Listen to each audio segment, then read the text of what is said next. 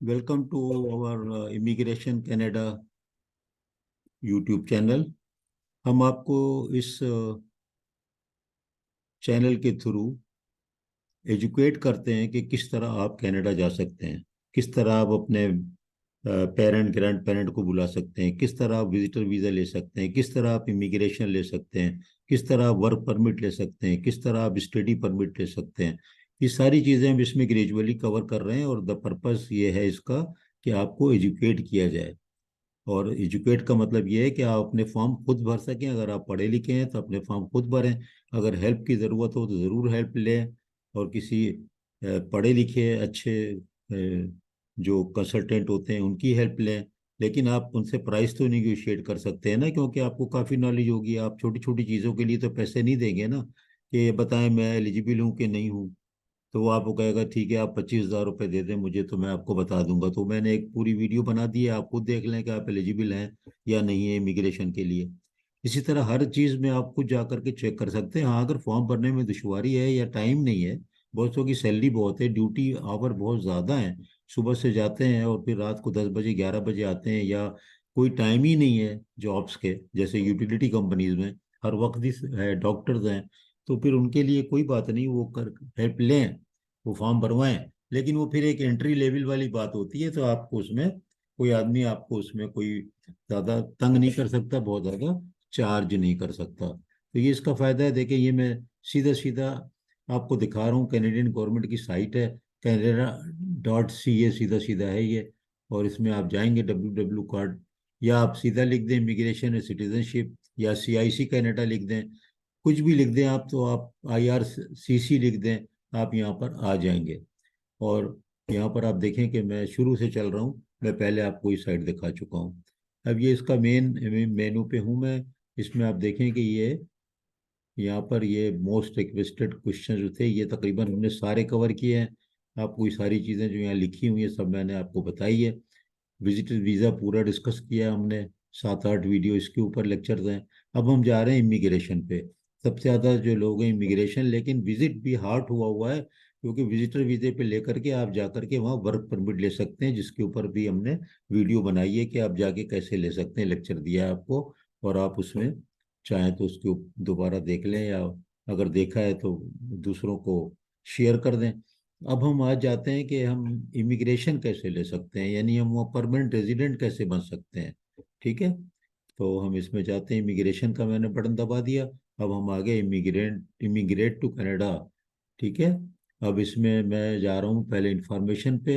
ये most requested पे अब नहीं, पहले नहीं जा रहा। Prepare for life, create an account, ये मैं कर चुका हूँ। यूज रिप्रेजेंटेटिव मैंने छोड़ दिया है।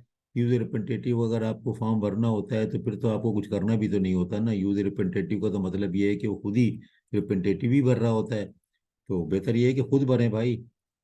अच्छा, अब हम जाते हैं कि इसके मुतालिक इंफॉर्मेशन बारी बारी हम देखेंगे।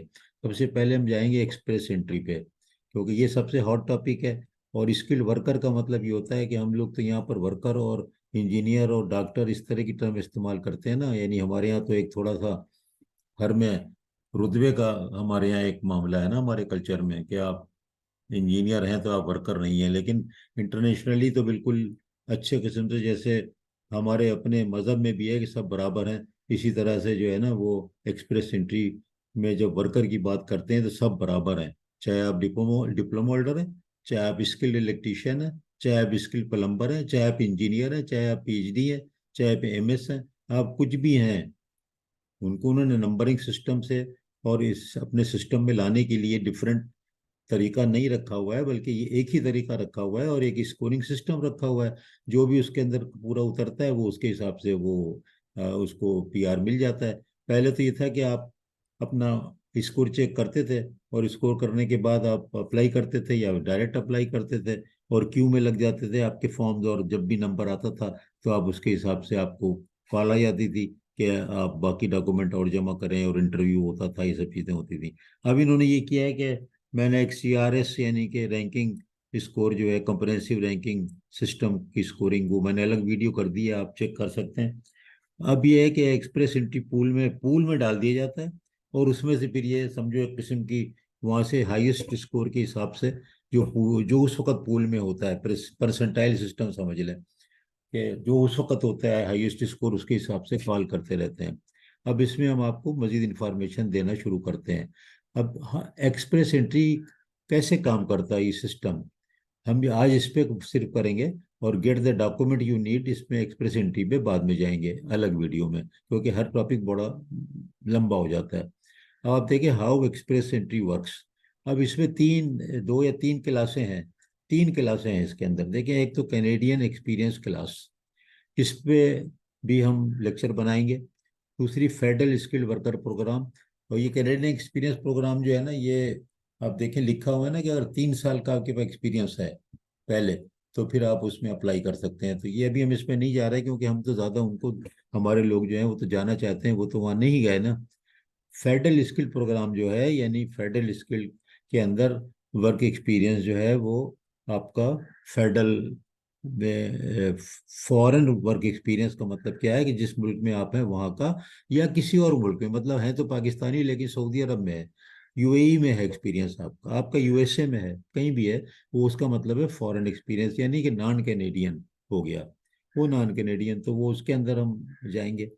फिर हम federal skill trade program, trade का स्किल, ट्रेड ये होते हैं जो हमारे ट्रेड अप्रेंटिस भी की एक टर्म इस्तेमाल होती है। ट्रेड का मतलब होता है कि कोई अब डिप्लोमा है, या डिप्लोमा तो फिर भी नहीं, बल्कि कुछ भी नहीं है, मैट्रिक इंटर है, 12 जमात है, और उसके बाद आपने कोई लाइसेंसिंग ली हुई है, और वो लाइसेंसिंग जो उस ट्रेड में ली हुई है, तो वो जो ट्रेड है, जैसे कि इलेक्ट्रीशियन है, प्लम्बर है, आपके बहुत से ट्रेड ऐसे हैं जिनके लिए हमें लाइसेंस चाहिए होता है।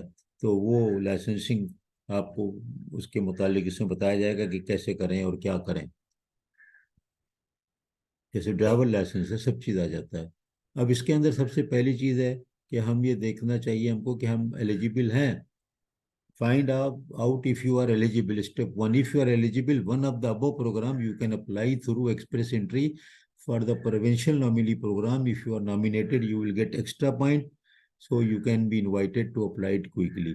अब देखो यहाँ पर एक इन्होंने कितनी अच्छी इन्फॉर्मेशन दे दी कि अगर आप एलिजिबल हैं तो आप प्रोविंशियल नॉमिनी जो प्रोग्राम है उसके अंदर भी आप अपना अप्लाई करें, और उसमें अगर आपको नॉमिनेशन आ गया तो फिर एक्स्ट्रा पॉइंट मिल जाएंगे और जल्दी हो जाएगा। तो वो हम एक प्रोविंशियल नॉमिनी प्रोग्राम को अलग से डिस्कस करेंगे, जहन में रख लें। प्रोविंशियल नॉमिनी प्रोग्राम मैं ऐसी तरह सा दिखा देता हूँ हल्का सा।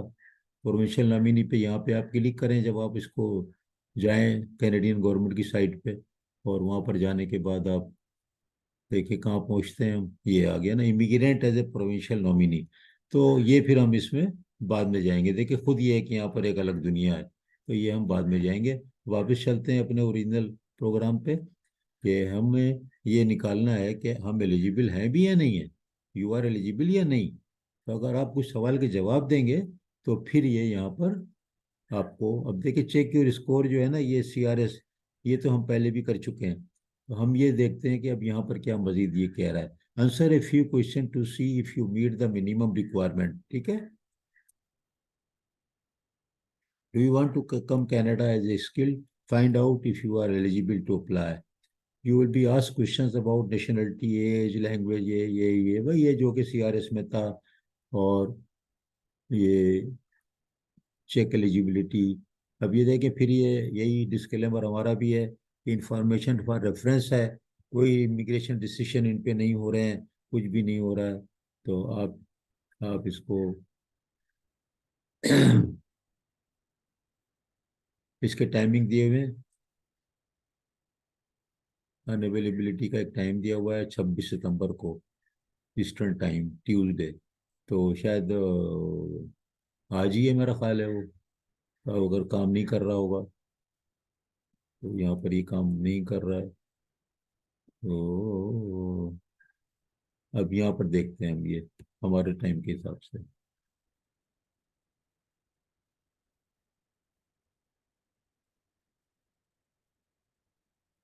Find out if you are eligible. Okay. If you do not yet choose the province or territory you are interested in required.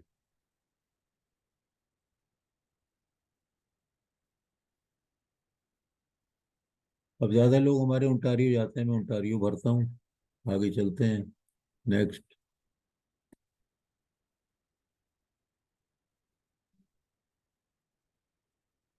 ये सब आप खुद कर सकते हैं। इंग्लिश फ्रेंच क्या है आप, हमने कहा था आइल्स हमने दिया है, आइल्स। नेक्स्ट। याद रखें रेफरेंस किए, जब आप वहाँ भरेंगे तो बार बार आपको बता रहा है। अब देखिए ये जो है ना, आपने कब टेस्ट की डेट ली, ठीक है। अब ये यहाँ पर अगर आपने ये नेक्स्ट किया तो ये देखें, ये एरर आ गया।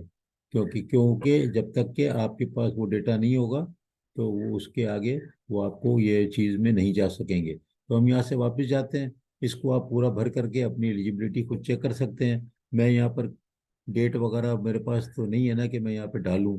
बहरहाल इसके अंदर आप जाएंगे और सारी चीज़ें आप चेक कर लेंगे, अपनी एलिजिबिलिटी चेक करेंगे। वापस जा रहा हूँ, ये देखें, ये मैं वापस आ गया। और यहाँ पर मैं कहाँ पे था, मैं था ये find out if you are eligible. वापस जाता हूँ जहाँ से हम आए थे, चेक योर स्कोर। अब ये है कि read the detail requirement for each program, eligibility of all express program. अब इसमें हर एक का select a program about to see detailed requirement और कंपेयर ऑल प्रोग्राम। तो आप जिसमें जिस प्रोग्राम में हैं तो आप उसकी आप प्रोग्राम एक में चले जाएं, आप जिसमें चाहे जा करके देख सकते हैं। Select a program to have a detail requirement are compare all programs, compare all entry programs. हम इसमें आ गया मैं, ट्रांजिशनल। ये देखें यहाँ पर ये सारा आपको इस जगह पे मिलेगा। तो कंपेयर करें एक्सप्रेस एंट्री के सारे प्रोग्राम को। यहाँ पे जाकर के आप एलिजिबिलिटी देख लें इनकी, ये देख लें आप, सब कुछ लिखा हुआ है।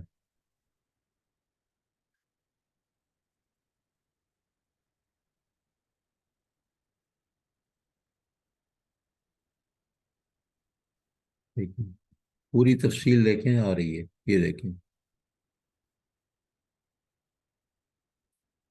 बेहतर तो ये है कि इसको आप लोग प्रिंट करके भी रख लें, चाहे तो प्रिंट भी कर सकते हैं आप, डाउनलोड कर लें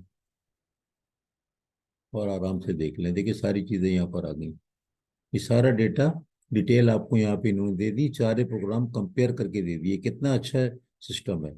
तो आप जो है वो इन उसी पे हम अलग करेंगे, नंबर आपको कैसे ढूंढना है और क्या करना है, कोई एक एग्जाम्पल ले लेंगे। लेकिन फिल वक्त यहाँ पर हम हैं कि हम एक्सप्रेस एंट्री प्रोग्राम के मुतालिक एक जनरल जो नॉलेज है वो आपको दे रहे हैं। अलग अलग आपको जाना है तो आप अलग अलग हर एक पे जाएंगे। और यहाँ पर देखें eligibility for federal skill worker, ये हम यहाँ पर आ जाएंगे आप। तो इसको फिर हम अलग अलग कर लेंगे ऑन दिस पेज। तो ये जो पेज है, eligibility to apply as federal skill worker, जिस पे सबसे ज़्यादा लोग अप्लाई करते हैं, उसके ऊपर अलग से हम वीडियो करेंगे। ये एक जनरल इंफॉर्मेशन वीडियो थी about the express entry program, कितने किस्म के होते हैं, उनका कंपैरिजन मैंने आपको दिखा दिया। वो आप उसको डाउनलोड भी कर सकते हैं, किस में क्या रिक्वायरमेंट है। और फिर जो स्पेसिफिकली फिर हम चलेंगे वन बाई वन, तो जो सबसे ज़्यादा जिसमें लोग अप्लाई करते हैं और जिसके मुतालिक मालूमात चाहते हैं, वो है federal skill worker express entry program. तो इसको फिर डिटेल में यहाँ से शुरू करेंगे जो आप पेज देख रहे हैं। और कोई मसला नहीं, देखें वही गवर्नमेंट ऑफ की साइट पे हूँ मैं, और आपको वही डायरेक्ट इन्फॉर्मेशन दी जा रही है। कोई हम अपनी तरफ से कोई चीज़ ऐड नहीं कर रहे हैं।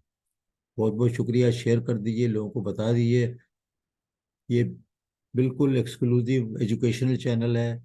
और जैसे डिस्क्लेमर इसमें लिखा रहता है कि कोई भी लीगल इंफॉर्मेशन नहीं है, जनरल गाइडेंस इंफॉर्मेशन है। लेकिन हम आपको दिखाते हैं कि what is written and given on the Canadian immigration site, government of Canada.